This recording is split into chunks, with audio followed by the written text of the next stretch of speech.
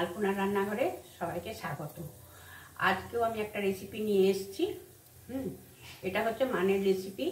এর আগেও আমার মানের রেসিপি পোস্ট করা আছে, আর এই রেসিপিটা আমি সম্পূর্ণ আলাদা করছি, তাই শেয়ার করছি। তাই দেখার অনুরোধ রইল। ছোট্ট একটা ভিডিও হবে, সম্পূর্ণ দেখার অনুরোধ রইল। এই যে বন্ধুরা, মান আমি এইভাবে কেটে নিয়েছি। মান কচু দুটো লঙ্কা নিয়েছি এভাবে পিস করে, টমেটো নিয়েছি একটা বেশ কুচি করে নিয়েছি, আর এই লেবু নিয়েছি, আর নিয়েছি এখানে আমি কাঁচা পেঁয়াজ। দেখা যাচ্ছে তো বন্ধুরা, এই নিয়েছি।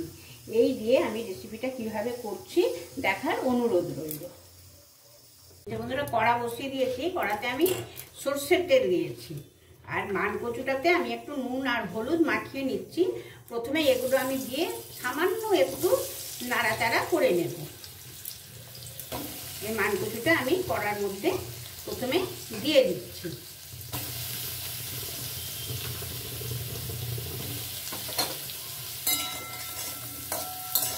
অল্প একটু নাড়াচাড়া করে নেব। আমি চাপা দিয়ে 3 মিনিট এটা নাড়াচাড়া করে নিয়েছি। মাঝে মাঝে খুলেছি আর নাড়িয়েছি, আর একটু চাপা দিয়েছি। এটা হয়ে গেছে, এবার আমি নামিয়ে নেব। মানকচুটা ভেজে নামিয়ে নিলাম।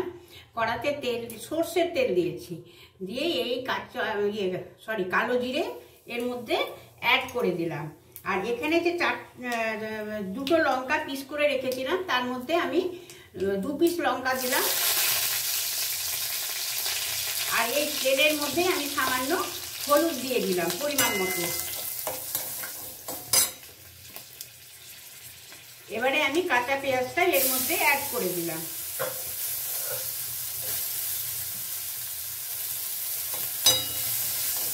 পেঁয়াজটা আমি সামান্য নাড়াচাড়া করে নেব।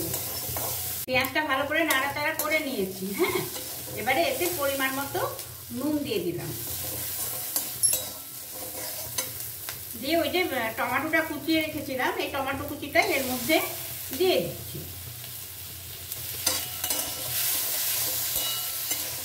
দিয়ে ভালো করে নাড়িয়ে নেব। যতক্ষণ না টমেটোটা ভালোভাবে পেস্ট হয়ে যাচ্ছে ততক্ষণ আমি অপেক্ষা করব। কিছুক্ষণ নাড়াচাড়া করে নিলাম, করে নিয়ে সামান্য হাফ পেস্ট হয়েছে। এবারে করছি কি, 1 চামচ জিরে আদা লঙ্কা পেস্ট এর মধ্যে আমি দিয়ে দিলাম। দিয়ে ভালো করে এবার আমি এটাকে কষিয়ে নেব। মশলাটা কষানো হয়ে গেছে। এবারে যে মান কচুটা সামান্য ভেজে রেখেছিলাম, সেদ্ধ হয়ে গেছে, কিন্তু ওই ভাজার মধ্যে যে চাপা দিয়ে 3 মিনিট নাড়াচাড়া করলাম না, ওতেই সুন্দর সেদ্ধ হয়ে গেছে। এবার এর মধ্যে দিয়ে জাস্ট একটু নাড়াচাড়া একটু ভালো করে করে নেব।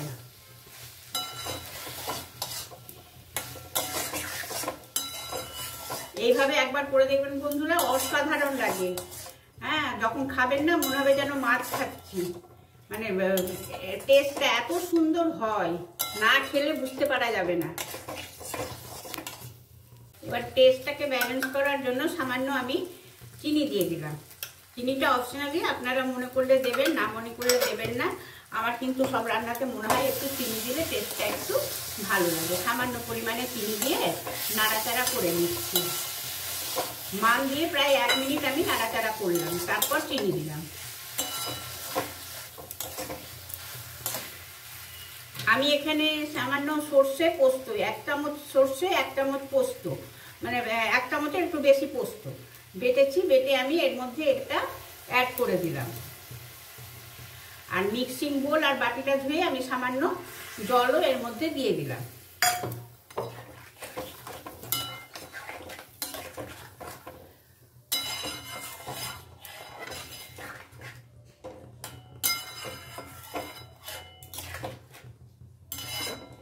একটু ফোটার অপেক্ষা করব।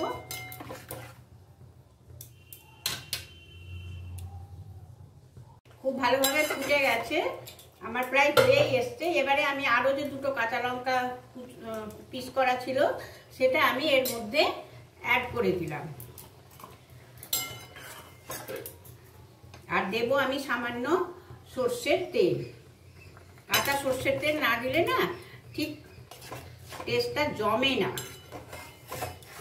সর্ষের তেলের ঝাঁঝ না হলে হয়? নিজে অসাধারণ হয়, একবার না করে খেয়ে দেখলে বুঝতে পারবেন না বন্ধুরা। এবারে গ্যাসটা কিন্তু আমি অফ করে দিলাম। গ্যাস অফ করে দিয়ে তারপরে আমি এই লেবুর রসটা এর মধ্যে দিয়ে দিচ্ছি। অসাধারণ ফ্লেভার হয়, খুব ভালো লাগে। দিয়ে ভালো করে নাড়িয়ে দিলাম। এই যে বন্ধুরা, আমি সম্পূর্ণ সার্ভ করে নিয়েছি। অসাধারণ স্বাদে, মানে একদম নতুন স্বাদে, মনে হবে যেন মাছ খাচ্ছেন। এই স্বাদে আমার হয়ে গেল সম্পূর্ণ মানকচুর রেসিপি। তাহলে কেমন লাগলো বন্ধুরা, প্লিজ কমেন্ট করে জানাতে ভুলবে না। আর একটা লাইক অবশ্যই বন্ধুরা, আর কমেন্ট করবে, আর ফুল ভিডিওটি দেখবে। তাহলে আজকের মতো আসি, বাই।